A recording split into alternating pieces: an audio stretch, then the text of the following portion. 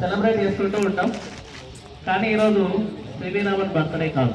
ఏంటంటే సివి రామన్ ఎఫెక్ట్ను కనుగొన్న రోజు ఫిబ్రవరి 28, 1930వ సంవత్సరంలో రామన్ ఎఫెక్ట్ను ఆయన కనుగొన్నాడు. అందుకే ఆయన యొక్క పరిశోధనలకు గుర్తింపుగా ఏం చేశారంటే గవర్నమెంట్ ఆఫ్ ఇండియా ఈరోజు నేషనల్ సైన్స్ డేను ప్రకటించడం జరిగింది. Okay, thank you. ఈ సైన్స్ డే సందర్భంగా ఈ కార్యక్రమాన్ని ఏర్పాటు చేసిన కళాశాల మాకు పాఠశాలను అలవాటైంది.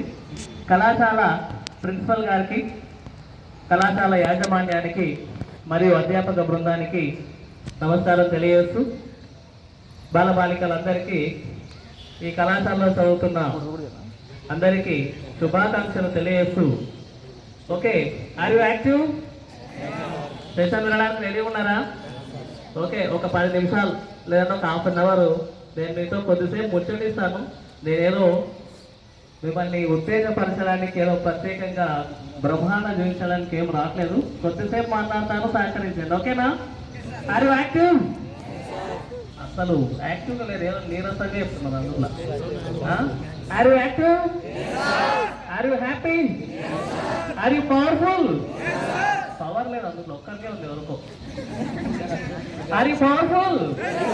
అమ్మాయిలు ఆర్ యు పవర్ఫుల్? ఓకే, అబ్బాయిలు are you powerful? Okay, thank you. ఓకేనమ్మా, మనందరం జీవితంలో ఏదో ఒకటి సాధించాలి అని ప్రతి ఒక్కరు అనుకుంటాం. పుట్టినప్పటి నుంచే అసలు అమ్మ గర్భంలో నుంచి మనం పుట్టినామంటేనే ఏదో ఒకటి సాధించడానికే పుట్టినాం, ఆల్రెడీ సాధించే పుట్టినాం. తల్లి కడుపులో జైగోట్ ఏర్పడినప్పుడే ఎన్నో లక్షల కోట్ల శుక్ర కణాలతో పోటీపడి ఒక కణం జైగోట్గా పరివర్తన చెందినప్పుడే అన్ని కోట్ల కణాలను మనం జయించి ఏం చేసినామంటే ఈ భూమిపైకి రావడం జరిగింది. కాబట్టి మనకన్నా విన్నర్ అంటే ఎవరు ఉండరు అనమాట. అసలు ఈ భూమిపైకి వచ్చినామంటేనే పెద్ద సక్సెస్. ఇంకా అంతకు మించినటువంటి గొప్ప సక్సెస్ ఏం లేదు. అసలు మనం పుట్టక ముందే మనం సక్సెస్ఫుల్గా భూమిపైకి రావడం జరిగింది. కాబట్టి మన జీవితంలో అంతకు మించినటువంటి సక్సెస్ ఇంకోటి లేదనమాట. కాబట్టి ఆ తర్వాత సాధించేటువంటి సక్సెస్లు, విజయాలు అనేవి దాంతో పోల్చుకుంటే చాలా చిన్న విజయాలు అంతే. ఓకే, మనందరం చదువుకుంటాం, మనందరం పరీక్షలు రాస్తాం, కానీ ఒక్కరు మాత్రమే ఫస్ట్ వస్తాడు. మనందరం ఎన్నో పోటీ పరీక్షలకు ప్రిపేర్ అవుతుంటాం, ఎన్నెన్నో రాత్రులు కష్టపడతాం, ఎందరెందరో లెక్చర్లు చెప్పినటువంటి మంచి మాటలు వింటాం, కానీ ఒక్కరు మాత్రమే ఫస్ట్ వస్తాడు. ఎందుకు? అందరం పోటీ పడినాం, అందరం కష్టపడుతున్నాం, అందరికీ ఆత్మత ఉంది, నేను ఫస్ట్ కావాలి. కానీ అందులో ఒకరం మాత్రమే సక్సెస్ అయినాం. కారణం ఏంటి? ఎప్పుడైనా ఆలోచించారా? మనం ఎందుకు సక్సెస్ కావడం లేదు? మనం ఎందుకు వెనుకబడుతున్నాం? ఎప్పుడైనా ఆలోచించారా? ఒకనొకప్పుడు భారతదేశంలో ఒక టీ నమ్ముకునేటువంటి వ్యక్తి ఈరోజు దేశాన్ని 11 సంవత్సరాల పాటు శాసించే స్థాయికి ఎదిగాడు. కానీ మనం ఎందుకు వెనుకబడ్డాం? ఎప్పుడైనా ఆలోచించారా? ఒకనొకప్పుడు మామూలు ఒక పల్లెటూరు జీవితంలో చెత్త ఏరుకుంటూ జీవించేటువంటి వాడు ఒక పిల్లవాడు చెత్త ఏరుకుంటూ జీవించేవాడు. అందరూ క్రికెట్ ఆడుతుంటే చూసేవాడు. ఉదయం సాయంత్రం చెత్త ఏరుకోవాలి, సాయంత్రం క్రికెట్ ఆడుతుంటే చూడాలి. ఉదయం సాయంత్రం చెత్త ఏరుకోవాలి, సాయంత్రం క్రికెట్ ఆడుతుంటే చూడాలి. అట్లా మెల్లగా ఒకరితో పరిచయం ఏర్పడి ఈరోజు చాలా గొప్ప క్రికెటర్ అయ్యాడు. వరల్డ్లో చాలా టాప్ మోస్ట్ క్రికెటర్లో ఆయన కూడా క్రిస్ గేల్. ఈరోజు చాలా మంది టాప్ మోస్ట్ క్రికెటర్లు ఆయన కూడా అవుతాడు. ఒక వ్యక్తి పెట్రోల్ బంకులో పనిచేసేవాడు. పెట్రోల్ బంకు ఏం చేసేవాడంటే అందరూ పక్కన ఉన్నటువంటి చాయ్ డబ్బాకి వెళ్ళి టీ తాగితే వీళ్ళు తాగి పక్కన ఉన్నటువంటి స్టార్ హోటల్కి వెళ్ళి టీ తాగేవాడు. పెట్రోల్ కొట్టేటువంటి వ్యక్తి రోజు స్టార్ హోటల్కి వెళ్ళి టీ తాగేవాడు.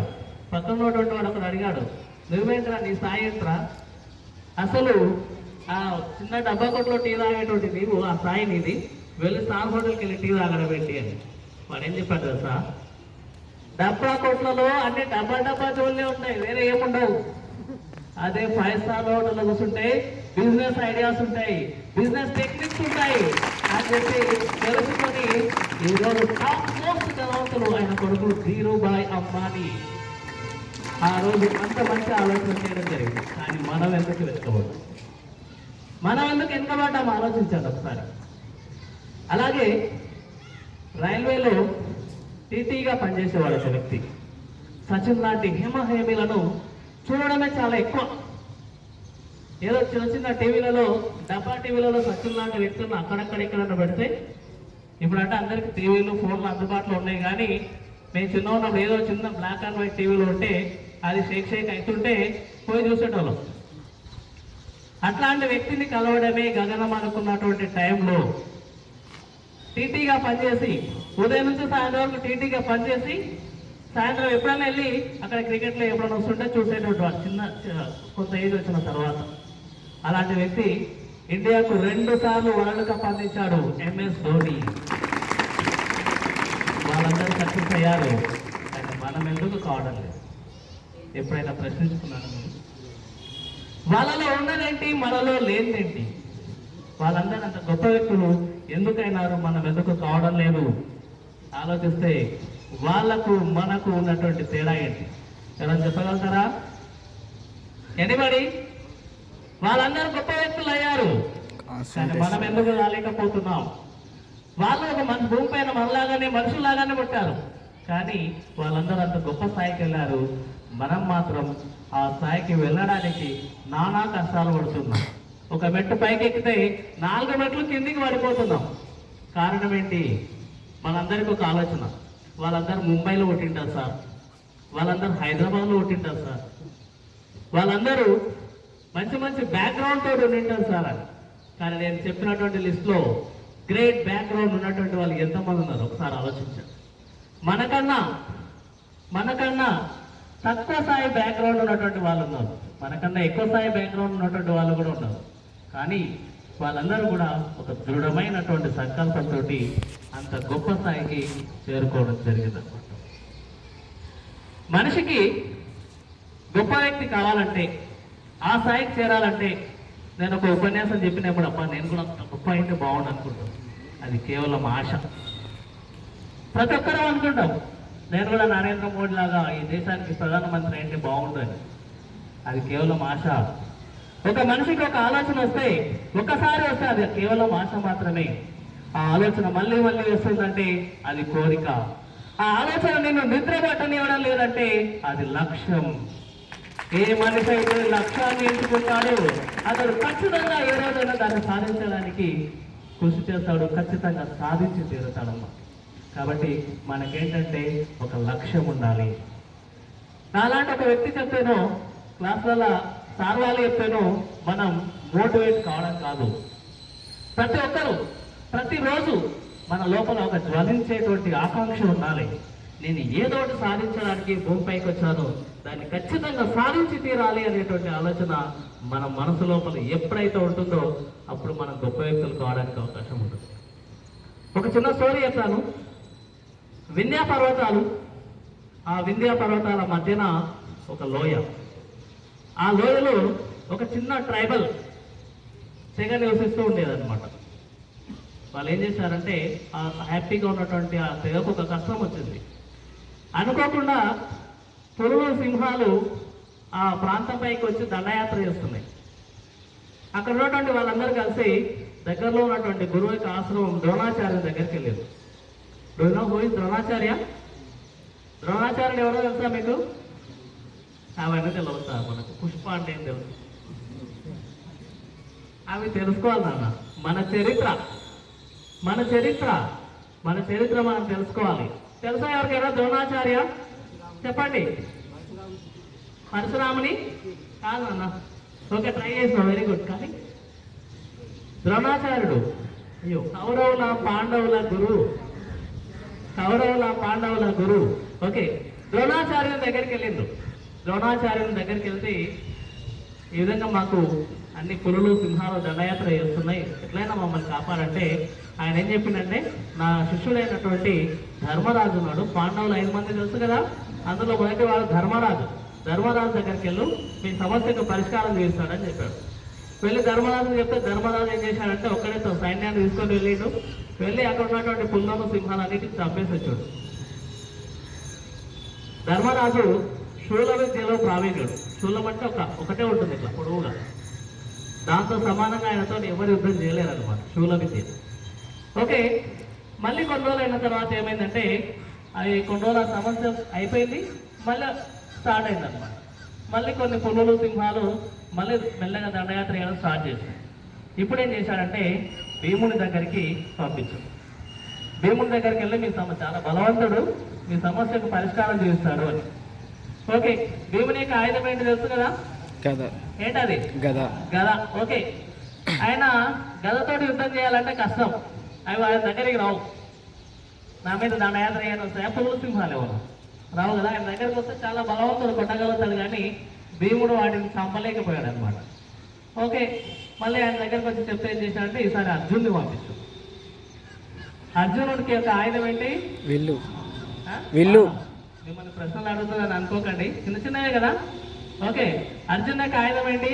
బాణం. ఓకే, చాలా శక్తివంతమైనటువంటి విల్లు గాంధీవంతో బాణాలు వేసిండు, అవన్నీ కూడా చనిపోయినాయి. మళ్ళీ కొన్ని రోజులు అయిన తర్వాత సమస్య సేమ్ మళ్ళీ రిపీట్ అయ్యింది. ఏం చేయాలని ఆలోచించి మళ్ళీ ఈసారి ద్రోణాచార్య దగ్గరికి వెళ్ళి మళ్ళీ చెప్పారు. అయితే ఈసారి మీరు నకులుడు సహదేవుడు దగ్గరికి వెళ్ళండి, పాండవుల్లో చిన్నవాళ్ళు వీళ్ళు, చాలా గొప్ప తెలివితేటలు ఉన్నటువంటి వాళ్ళు, సర్వ విద్యా పారంగతులు వాళ్ళిద్దరి దగ్గరికి వెళ్తే నకులుడు సహదేవుడు ఇద్దరు కలిసి ఆ ప్రాంతానికి వెళ్ళిండు. మళ్ళీ ఆ ప్రాంతానికి వెళ్ళి సమస్యలను పరిష్కరించి వచ్చేసారు. మళ్ళీ ఎప్పుడు ఆ సమస్యలకు పరిష్కారం కాలే, అంటే ఆ సమస్య మళ్ళీ రిపీట్ కాలే. ఏం చేశారు వాళ్ళంటే, నకులుడు ఆ ప్రాంతం చుట్టూ ఒక కందకాన్ని, ఒక పెద్ద గుంతం తోవడం స్టార్ట్ చేశాడు. సహదేవుడు ఏం చేసినంటే అక్కడ ఉన్నటువంటి మంచి మంచి యోధులను తీసుకొని వాళ్ళను పుల్లతో సింహాలను ఎట్లా పోరాడాలో శిక్షణ ఇచ్చింది అనమాట. అంటే ఇక్కడ సమస్య ఎక్కడ ఉందో మూలాన్ని వాళ్ళు గుర్తించరు. మనం కూడా మాలాంటి వాళ్ళు, సార్వాల్ లాంటి వాళ్ళు చెప్పినప్పుడు మనకు సమస్య ఎక్కడ ఉంది ఆ మూలాన్ని మనం గుర్తించాలి. మన సమస్య ఎక్కడుందో ఆ మూలాన్ని ఎప్పుడైతే మనం గుర్తిస్తామో అప్పుడు ఖచ్చితంగా మన సమస్యకు పరిష్కారం దొరుకుతుంది, మనం అనుకున్నది సాధిస్తాం అన్నమాట. ఓకే కదా. నెక్స్ట్, మనందరం ఒక లక్ష్యంతో పనిచేస్తున్నాం. లక్ష్యంతో పనిచేసినప్పుడు మన లోపల కొన్ని డిస్ట్రాక్షన్స్ వస్తుంటాయి అన్నమాట. ఏంటంటే, గొప్ప వాళ్ళం కావాలంటే ఏం కావాలి అనే క్వశ్చన్ చేసుకున్నాం అనుకోండి. ఏం కావాలి? గొప్ప వాళ్ళం కావాలి మనం అంటే ఏం చేయాలి చెప్తారా? గొప్ప వాళ్ళం కావాలంటే ఏం చేయాలి? ఏం చేయాలి? సరే, నేనే ఆన్సర్ చెప్తా. మంచి మంచి అలవాట్లు నేర్చుకోవాలి, అంతే కదా. ఏం నేర్చుకోవాలి? గట్టిగా మంచి మంచి అలవాట్లు నేర్చుకోవాలి అని మనం అనుకుంటాం, కానీ మనం నేర్చుకునేవి ఏంటి? మంచి అలవాట్లు మనం నేర్చుకోవాలని ట్రై చేస్తాం, కానీ నేర్చుకోలేకపోతున్నాం. కారణం ఏంటో తెలుసా మీకు ఎవరికన్నా? ఏంటంటే, నేను ఒక చిన్న క్వశ్చన్ అడుగుతా, ఆన్సర్ చెప్పండి. మనం గాలి పీల్చుకుంటాం కదా, ఏ గాలి? అది సైన్స్ చదువుతున్నారు, ఈరోజు సైన్స్ డే. గట్టిగా ఆక్సిజన్. ఓకే, వదిలే గాలి కార్బన్ డైఆక్సైడ్, పీల్చే గాలి ఆక్సిజన్, వదిలే గాలి. నాకు చదువు రాదనుకోండి, నాకు అర్థమయ్యేటట్లు చెప్పండి. పీల్చే గాలి ఆక్సిజన్ అంటే నాకు అర్థం కాదు కదా, చదువు రాదు కదా. పీల్చే గాలి మంచి గాలి, వెరీ గుడ్. వదిలే గాలి చెడ్డ గాలి. పీల్చే గాలి మంచి గాలి, వదిలే గాలి. ఓకే, ఇప్పుడు అందరూ సిద్ధరైన కూర్చోండి. నేను ఒక పని చెప్తా చేయండి. గాలి పీల్చండి, వదలండి, పీల్చండి, పీల్చండి, పీల్చండి, పీల్చండి, పీల్చండి. ఏమైంది? పోతలేదు కదా, మంచి పోతలేదు లోపలికి. ఎందుకో చెడు బయటికి పోతలేదు,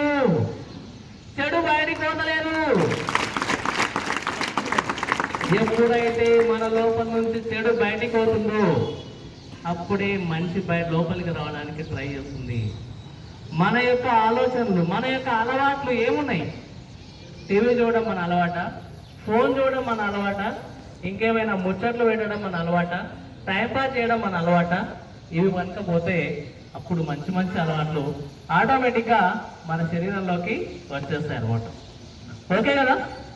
కాబట్టి మంచిని మనం స్వీకరించాలంటే ఏం చేయాలంటే చెడును మనం వదిలేయాలి. ఓకే కదా? ఓకేనా? ఎప్పుడైతే మనం చెడును వదిలేస్తామో అప్పుడు మన లోపలికి మంచి వెళ్తుందన్నమాట. మనందరం క్రికెట్ చూస్తుంటాం, ఎందుకంటే టైంపాస్ కావడానికి.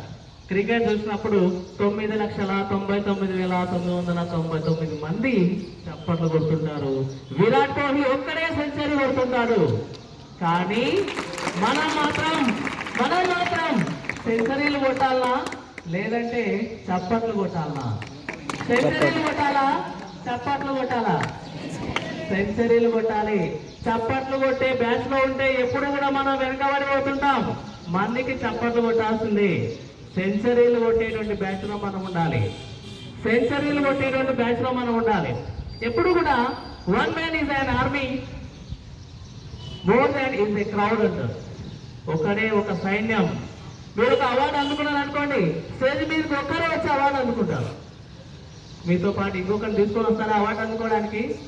మీరు ఒక గొప్ప సక్సెస్ సాధించాలంటే ఒక 10 మంది ఎన్కేసుకొని సక్సెస్ సాధిస్తారా? మీ కాలేజీలో మీరు ఫస్ట్ ర్యాంక్ సాధించాలంటే ఒక్కరే సాధిస్తారా 10 మంది సాధిస్తారా? ఈ టౌన్లో ఫస్ట్ ర్యాంక్ రావాలంటే మీరు ఒక్కరే సాధిస్తారా 10 మంది 20 మంది సాధిస్తారా? చెప్పండి. ఒక్కరే సాధిస్తారు. But one is an army. మన ఆర్మీ మనమే కావాలి, మన సైన్యం మనమే కావాలి. మన సైన్యం మనం ఎప్పుడైతే అవుతామో అప్పుడే మనం అనుకున్నటువంటి గమ్యాన్ని, అనుకున్నటువంటి లక్ష్యాన్ని ఖచ్చితంగా మనం సాధించడానికి ట్రై చేస్తాం అన్నమాట. కాబట్టి విరాట్ కోహ్లీ లాగా సెంచరీలు కొడతారా లేదంటే మిగతా 10 లక్షల మందిలో ఒకరు కాక మిగిలిపోయిన మంది లాగా చప్పట్లు కొడతారా? సెంచరీలు కొడతారా? సెంచరీలు కొట్టాలి. సెంచరీలు అంటే అందరూ క్రికెట్ ఆడాల్సిన అవసరం లేదు కదా. మనం ఏ రంగంలో సక్సెస్ సాధించినా సరే మన వెంబడి చూసుకోవడానికి కొన్ని వందల వేల మంది వస్తారు. ఇక్కడ ఉన్నటువంటి మీరందరూ రేపు పొద్దున 2 ఫ్రెండ్స్ ఉన్నారనుకోండి. ఒకడేమో మంచి ఐఏఎస్ ఆఫీసర్ అయ్యాడు, ఇంకొకడేమో కూలి పనివాడు అయ్యాడు అనుకోండి. మీరు అట్లా కావాలని నేనేం కోరుకోను, అందరు ఐఏఎస్లు కావాలని కోరుకుంటున్నాను అనుకోండి. పరిస్థితి బాగాలేక అయ్యాడు అనుకోండి. ఐఏఎస్ ఆఫీసర్ ఏం చేశాడంటే పొద్దుగాల 8 గంటల వరకు పడుకున్నాడు హాయిగా. అదే ఒక కూలి పనుడు కూడా హాయిగా 8 గంటల వరకు పడుకున్నాడు. ఐఏఎస్ ఆఫీసర్ను కలవడానికి ఎవరైనా వస్తే అమ్మాయో అబ్బాయో ఎవరైనా అనుకోండి, ఐఏఎస్ ఆఫీసర్ అయ్యారు. మీ పక్కన గేటు ముందర ఒక వ్యక్తి ఉంటాడు. మేడం నువ్వు డిస్టర్బ్ చేయకండి, సార్ నువ్వు డిస్టర్బ్ చేయకండి, రెస్ట్ తీసుకుంటున్నారా? అవునా కదా? అదే మీరు ఒక కూలి పని అయ్యాడు అనుకోండి, వాడు పరిగమాలు పొద్దున్న నుంచి సాయంత్రం అట్లనే వండుకొని ఉంటుంది. అవునా కాదా? కాబట్టి సక్సెస్కి అన్సక్సెస్కి తేడా ఏంటి? సక్సెస్కి అన్సక్సెస్కి అంత తేడా ఉంటుంది. కాబట్టి మనం ఎప్పుడైతే సక్సెస్ఫుల్గా అవుతామో అప్పుడు సమాజం మనల్ని ఏం చేస్తుందంటే ఖచ్చితంగా చప్పట్లు కొడుతుంది, గౌరవించి తీరుతుంది అన్నమాట. ఓకేనా? ఇవన్నీ మనం ఉండాలంటే ఏం చేయాలంటే ముఖ్యంగా నేను ఒక విషయం చెప్తా అనండి. అంటారా? రెడీయా? నీరసించిపోయారు అందుకో. ఓకే, గట్టిగా. ఓకే, నా టైం నేను వాడుకుంటే, నా జ్ఞానం నేను వాడుకుంటే, నా కాలేజీని నేను వాడుకుంటే నేను గొప్పవాడిని అవుతాను. నా టైం నేను వాడకపోతే, నా జ్ఞానాన్ని నేను వాడకపోతే, నా కాలేజీని నేను వాడకపోతే నన్ను ఇంకొకడు వాడుకుంటాడు. లక్ష్యం ఉన్నవాడు లక్ష్యం కోసం పనిచేస్తాడు, లక్ష్యం లేనివాడు లక్ష్యం ఉన్నవాడి కోసం పనిచేస్తాడు. లక్ష్యం ఉన్నవాడు లీడర్ అయితే లక్ష్యం లేనివాడు లేబర్ అవుతాడు. మీరు లీడర్ కావాలా లేబర్ కావాలా ఆలోచించండి. మీరందరూ కూడా లీడర్లు కావాలి, లీడర్లు కావాలి. శాసించేటువంటి స్థాయికి మనం వెళ్ళాలి. ఎప్పుడు ఇంకొకరి కింద కూలి పని వాళ్ళలాగా, ఇతర జాబులు చేసేటువంటి వాళ్ళగా, చిన్న చిన్న ఉద్యోగాలు చేసేటువంటి ఉండకూడదు. మనకంటూ ఒక గొప్ప ఏముండాలి, గొప్ప లక్ష్యం ఉండాలి.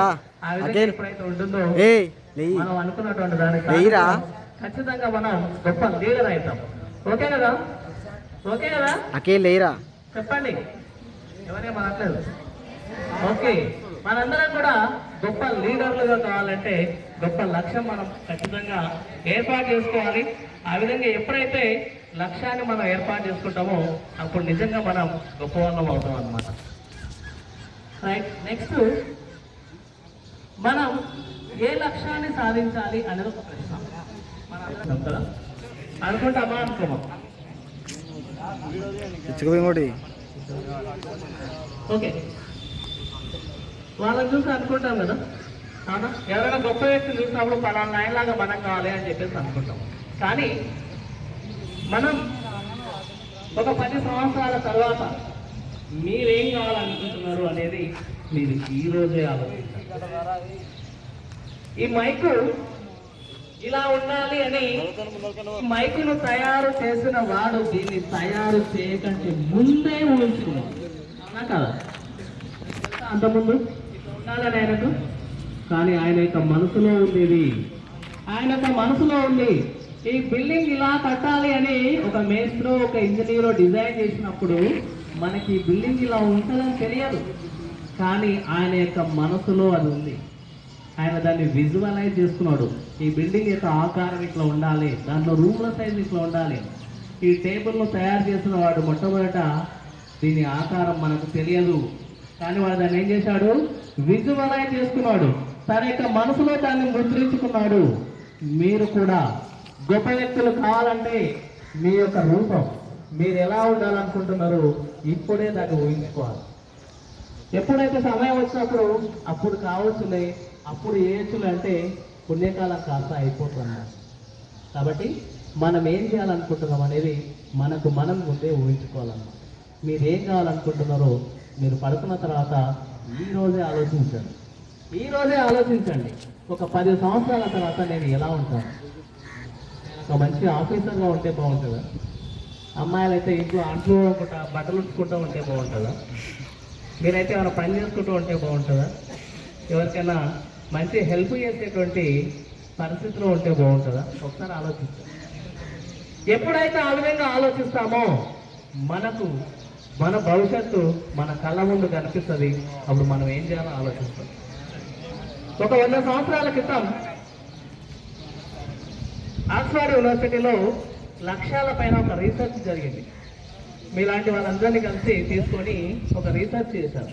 ఏంటంటే మీ లక్ష్యం ఏంటి అని. అందులో ఒక 3%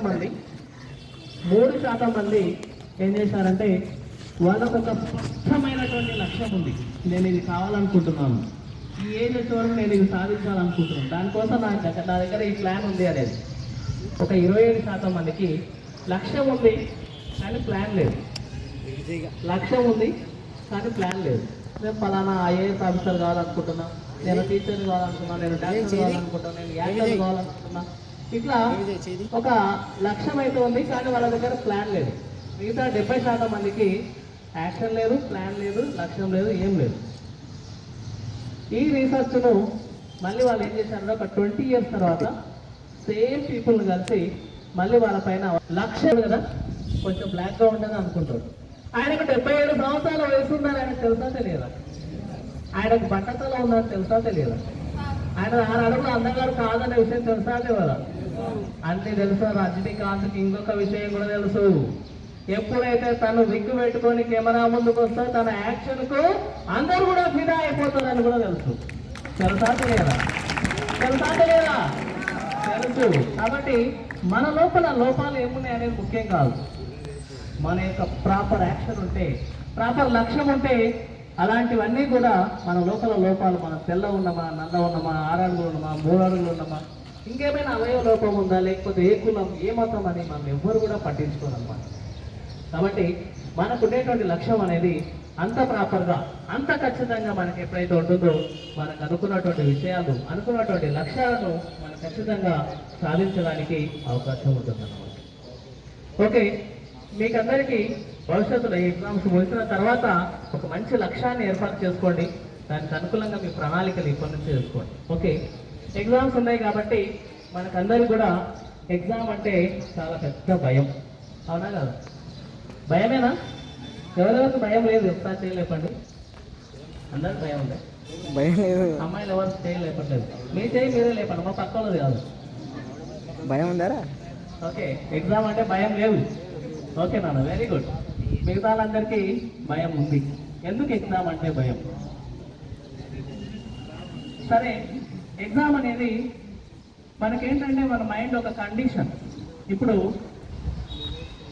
ఒక లెసన్ చెప్తుంటే వినాలంటే పాపం ఆయన నిలబడి ఆయాసపడేది ఆయననే, కానీ ఆయన కన్నా ఎక్కువ ఆయాసం అనబడుతుందా కూర్చొని? వాస్తవా కదా? అవునా కదా? కదా, ఒక గంట సేపు నిలబడి చెప్పాలంటే ఎంత స్టామినా కావాలి, కానీ మనం మాత్రం కూర్చొని మనమే ఇబ్బంది పడుతుంటాం.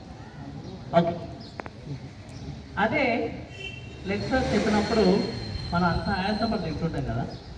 ఒక ఇద్దరు కూర్చొని ఒక గంట సేపు ముచ్చట పెట్టంటే మాత్రం అలసిపోతాం అసలు.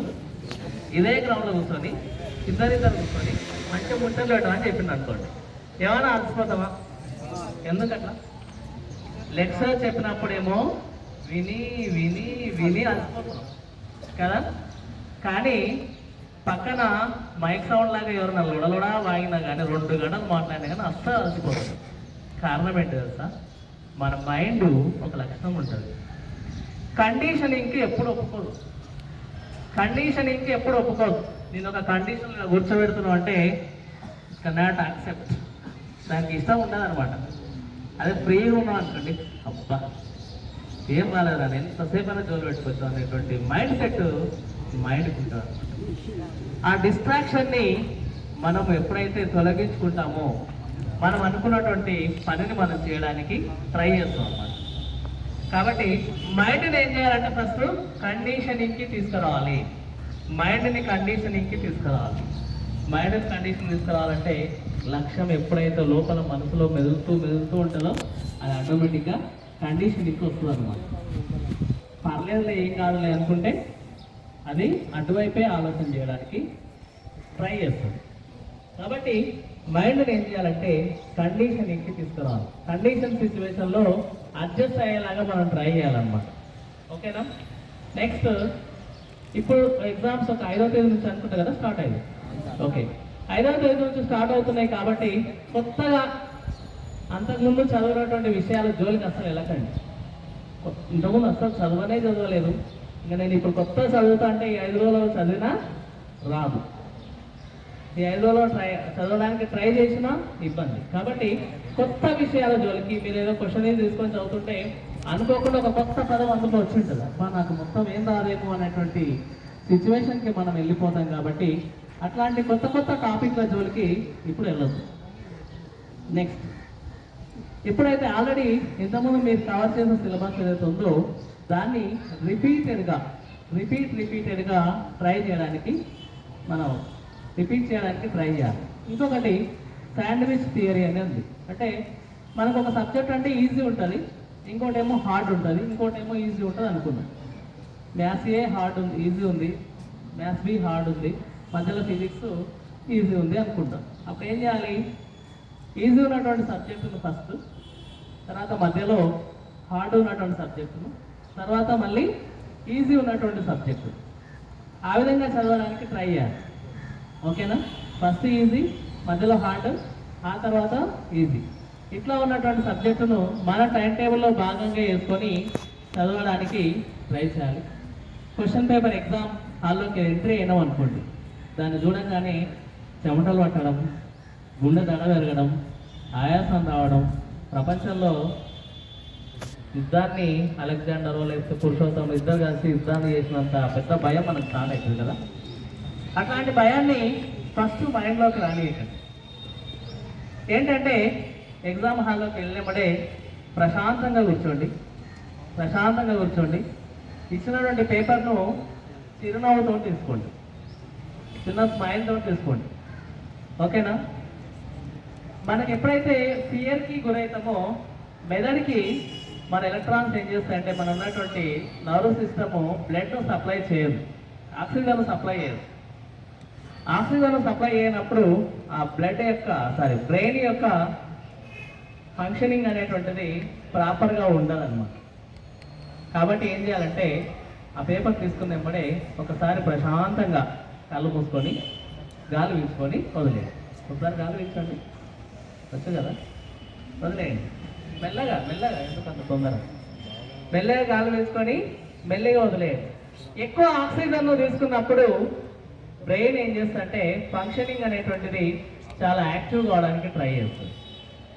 మనము క్రికెటర్లు కానీ బాక్సర్లు కానీ గ్రౌండ్లోకి వెళ్ళినప్పుడు ఆల్రెడీ మస్తు సార్లు ప్రాక్టీస్ చేసి ఉంటారు కదా, అవునా కదా?